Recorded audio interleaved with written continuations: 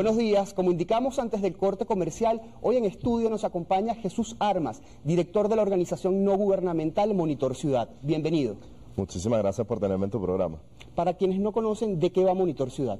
Bueno, la verdad es que nosotros funcionamos como un laboratorio de políticas públicas y un observatorio de las fallas de los servicios públicos. Nuestro enfoque es aportar en el debate nacional acerca de cómo reformar los servicios de electricidad, agua y también cómo repensar la industria energética, especialmente la industria petrolera de nuestro país. En ese sentido, publicaron recientemente un estudio sobre la participación privada en el sector energético. ¿Cuáles fueron los resultados de este estudio? Bueno, fíjate, es muy interesante porque la verdad es que hay un mito desde hace muchas décadas en Venezuela que la gente tiene una vocación a que la propiedad de las empresas petroleras en Venezuela sea del Estado.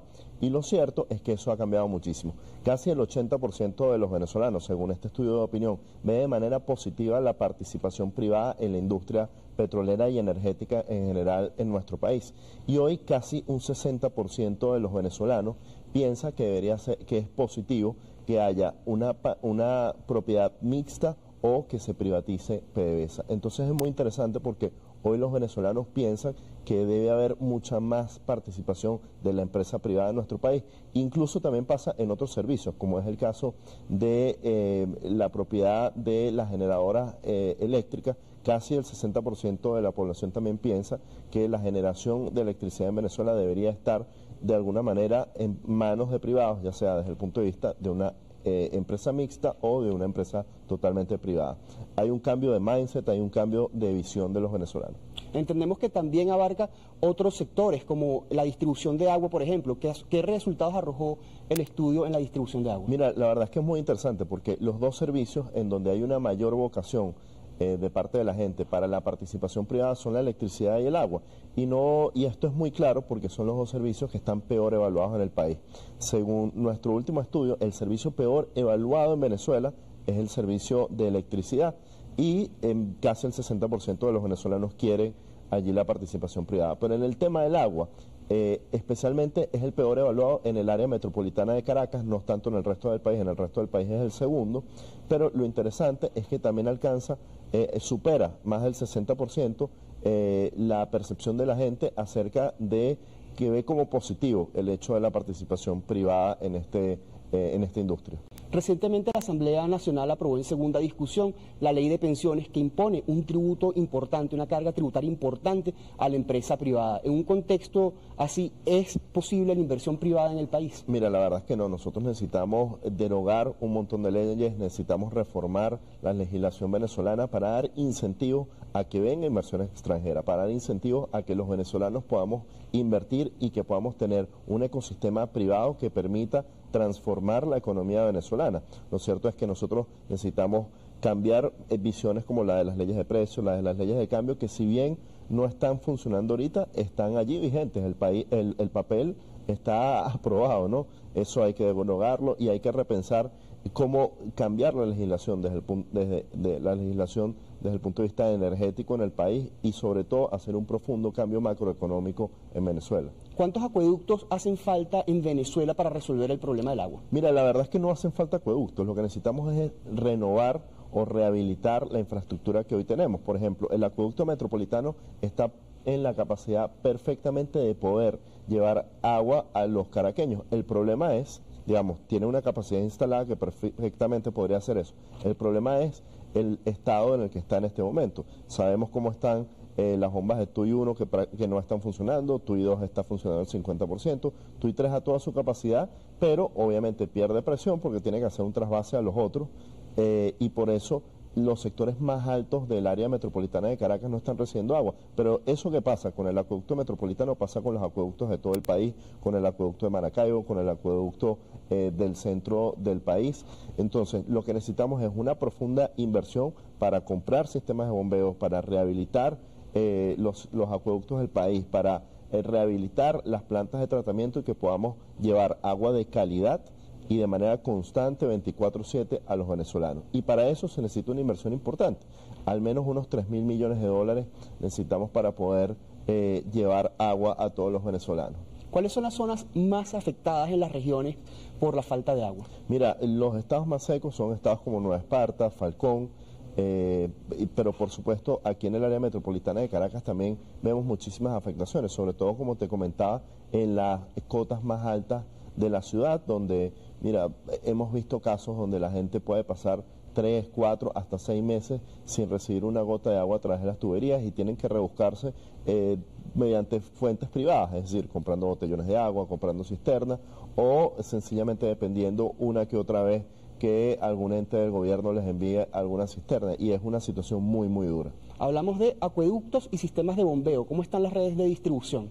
Mira, las redes de distribución están en un estado muy mal, están en muy mal estado, y la verdad es que es parte del programa de rehabilitación que hace falta de los acueductos del país. ¿Cuáles son las propuestas concretas que hace Monitor Ciudad para solucionar esta situación? Mira, nosotros hace 2 años lanzamos una propuesta para una nueva gestión del acueducto metropolitano, pero también para la rehabilitación del acueducto metropolitano. Pero además, más recientemente sacamos una para el acueducto del centro y una para el acueducto del Zulia.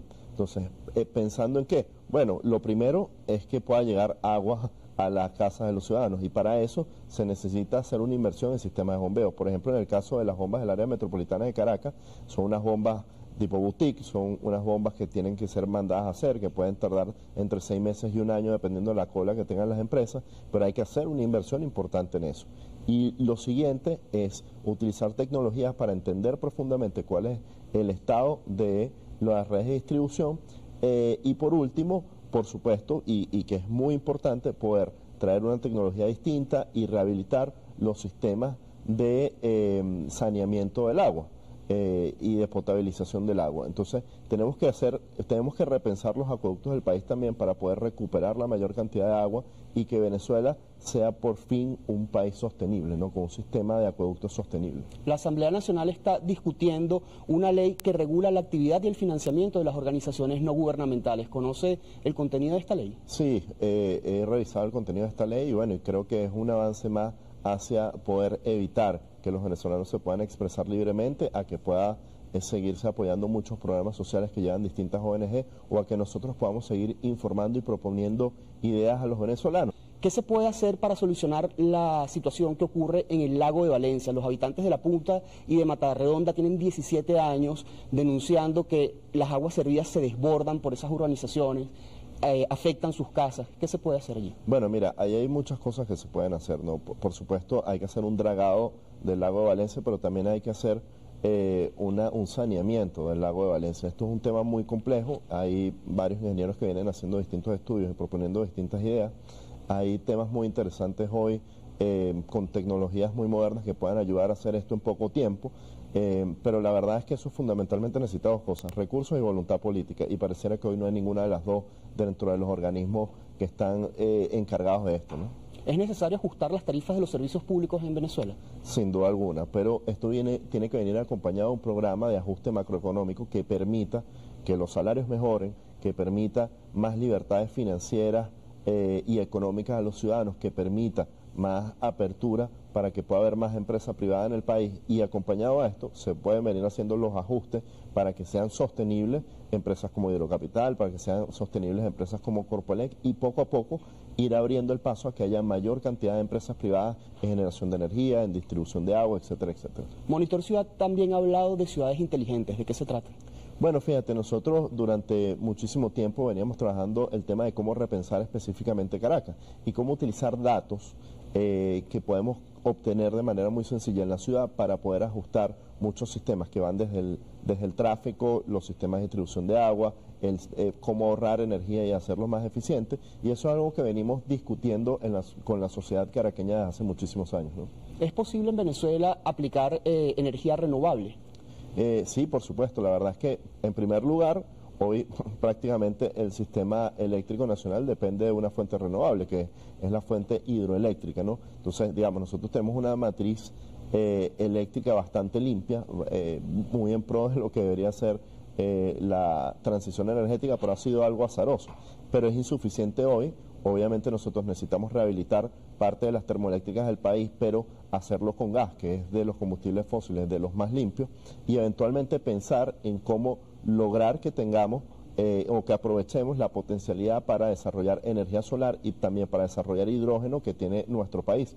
Y eso es un proyecto que en el mediano plazo puede ser posible y cada vez se van abaratando más las tecnologías para lograrlo. ¿Han hecho estudios sobre el transporte y la distribución del gas, por ejemplo? Sí, fíjate, parece mentira, pero hoy el servicio de los 4 servicios que evaluamos, que es electricidad, gas, gasolina y agua, el mejor evaluado es la distribución del gas. Durante años vimos cómo era muy compleja, mucha gente tuvo que emigrar durante muchísimo tiempo a cocinar con leña, pero hoy el servicio de gas, la distribución de las bombonas está mucho mejor, pero sin embargo hay muchísimos riesgos. Yo creo que todos los venezolanos hemos visto una gran cantidad de accidentes por lo viejos que están los cilindros, pero yo creo que todo esto puede mejorar muchísimo y la idea no es que los venezolanos sigamos dependiendo de las bombonas de gas, sino que en el mediano plazo podamos tener un sistema de tubería de distribución de gas en el país que nos permita tener gas directo en nuestros hogares. Muchas gracias por habernos acompañado. Muchísimas gracias a ti por la invitación. Jesús Armas, director de la organización no gubernamental Monitor Ciudad. Al regreso del corte comercial, continúe bien informado con Noticias Venevisión.